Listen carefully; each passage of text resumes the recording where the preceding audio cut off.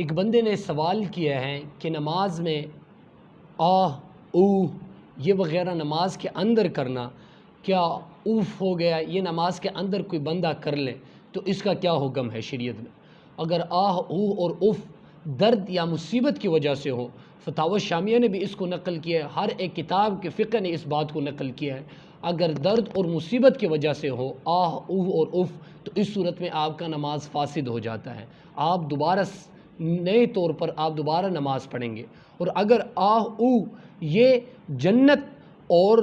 دوزخ کی یاد میں ہو تو اس صورت میں یہ نماز آپ کا فاسد نہیں ہوگا۔ اسی طرح یہ المرتعش کی طرح ہے، فالج زدہ کی طرح ہے، جب کسی بندے پر فالج آتا ہے اور اس کا ہاتھ ہل رہا ہوتا ہے تو وہ اس کے طاقت کے بغیر ہل رہا ہوتا ہے، وہ اس کا کنٹرول اس پر نہیں ہوتا ہے، وہ بے اختیار ہل رہا ہوتا ہے، تو اس طرح یہ آہ اون نماز کے اندر اگر اس طرح بے اختیار نکل جائے، جیسے بندے کو چینک آ جائے اور چینک اس کے کنٹرول میں نہیں ہوتے کہ وہ اس کو روک لے، چینگ ایک دم آ جائے، جس طرح بے اختیار چینگ آ جائے تو اس صورت میں یہ مرتعش کا اور یہ چینگ وغیرہ کا، اسی طرح یہ آہ او